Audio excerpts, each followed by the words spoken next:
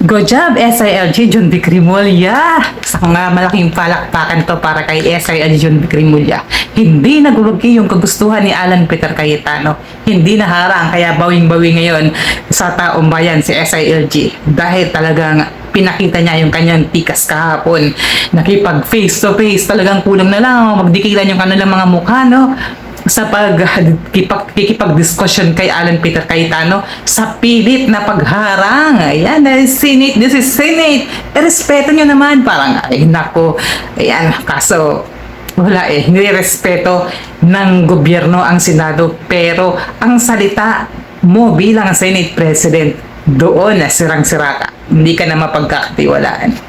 So ito na, no, mga kaganapan kahapon na talagang sobrang nakakatawa. Yung mga aksyon ni Cayetano nagbigay ng gusto ng kahihiyan para sa sarili niya. Alam niya kasi kung bakit hindi siya napagbigyan ni SILG John P. Crimolia yung kanyang pagharang sa pag-aresto kay Senator Jingoy Estrada. Ibang klaseng Senate President to. Pahiyang-pahiya siya kasi. Sa ginawa niya nung una, hinarang niya yung NBI sa pag-aresto kay Senator Bato de la Rosa. So, in-under custody niya si Bato. So, anong nangyari? Pinatakas din nila ng sumunod na gabi.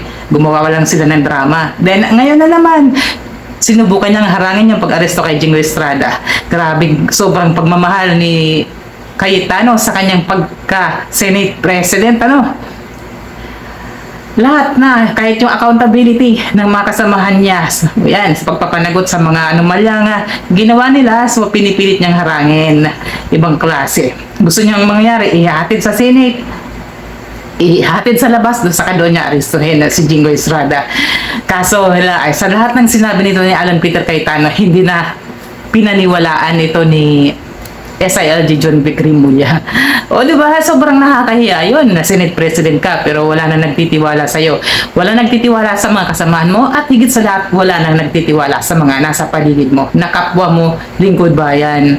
Anong klaseng nilalang kaya to si Senator Alan Peter Cayetano? Parang feeling niya kasi ang lakas-lakas na niya talaga no? Nakuha niya lang yung majority pero akala niya under command niya ng lahat.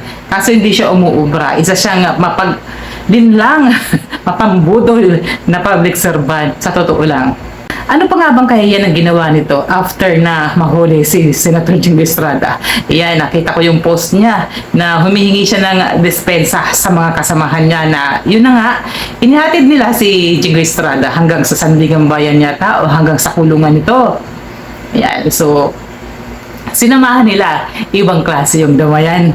Ibang klase yung damayan. Ano yun? People of the Philippines against the leadership of the Senate President. So, ganon. Pinapapanagot ng taong bayan. Yung may mga maanumalyang public servant, tapos kayo ang magdidepensa. Ayaw nyo? Due process? Diba? Ayaw nyo ng tamang proseso? Gusto nyo laging ganyan? Sasaluhin nyo? Diba? Ibang klase ka. Para saan ba yung paglilingkod mo dyan? Magawa ka ng batas, pero ikaw mismo yung lumalabag sa batas. Kaso siguro, kung hindi ikaw yung Senate President, posibleng pagbigyan ka ni SILG John B. Crimolia. Kaso sa ginawa mo nung nakaraan na kalukuhan, hinarang mo kuno, pero itinakas niya lang si Senator Bato de la Rosa. O, di ba? So, paano ka papaniniwalaan? Sa mga salita mo, hindi na pinaniwalaan ng SILG, kaya on the spot. Yan, mabuti nga, pinagbigyan pa ng ilang minutong press con. Press con, pinagsalita pa si Senator Jingoy Estrada. Dahil kung hindi, kahit pa paano, yan, narespeto pa rin bilang tao ni SILG, si Senator Jingoy Estrada. So, hindi siya sumurrender. Talagang maaga pa nandun na si SILG para hulihin si Jingoy Estrada sa kanyang kasong graft and plunder sa paghahain ng warrant of arrest sa akusado. So, nakakahiya pang ginawa nito ni Alan Peter Cayetano. Kung hindi ba naman nuknukan ng kapal ng mukha, isipin nyo na lang anong ginawa? Pinatayan ng internet at aircon yung Senado. Pinatayan, akala niya lalabas din yung minority sa kanyang mga tao para kunwaring magmukhang nagprotesta yung mga senador at yung mga tao sa Senate sa paghahuhuli kay Jinggoy Estrada. So pahiyang-pahiya talaga to si Senator Alan Peter Cayetano. Kaya siguro naman napag-isip-isip niya yung kanyang mga actions kung talagang nararapat ba o hindi. Pero sa tingin ko talagang lubos-lubusan at nutnukan na ng sobrang kakapalan talaga ng pagmumukha nito para patayan niya ng aircon at internet para lang maipakita yung suporta kay Senator Jinggoy Estrada. So, ayan. Saka itong sinabi ni Senator Jinggoy Estrada na sinabi niya na huwag nang tatanggap ng sweldo. Talagang sa tingin ko, hindi na siya nararapat tumanggap ng sweldo. Diba? Hindi niya na kailangan sabihin yan. Talagang kusa na yun na sa tingin ko ay mawawalan na siya ng sweldo dahil sa kanyang kaso.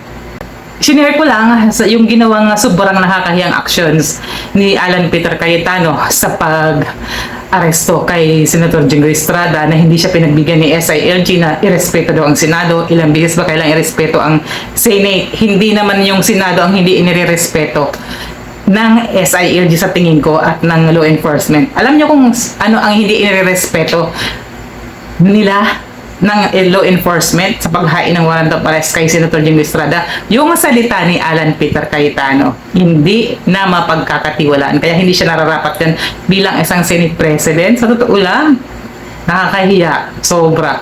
Ang dami pa naman bisita kahapon sa loob ng Senado tapos ganoon ang ginawang aksyon ni Alan Peter Cayetano. Good luck sa inyo. Kumusta naman kayo? Kumusta naman kayo? Majority Black 13. Diba? Ang yayabang nyo eh. So, ayan na. Unti-unti na kayong nalalagasan. Pinapanagot sa mga kawalang hiyaan. Mga maanumalyang gawain. Sana mapatunayan nyo na kayo hindi nagkasala. Pero sabi nga, hindi basta-basta yung ebidensyang hawak eh. Hindi basta-basta sila magsasampa ng kaso ang sandigang bayan hanggat hindi matibay ang ebidensya. So, ibig sabihin, mabubulok na siya dyan.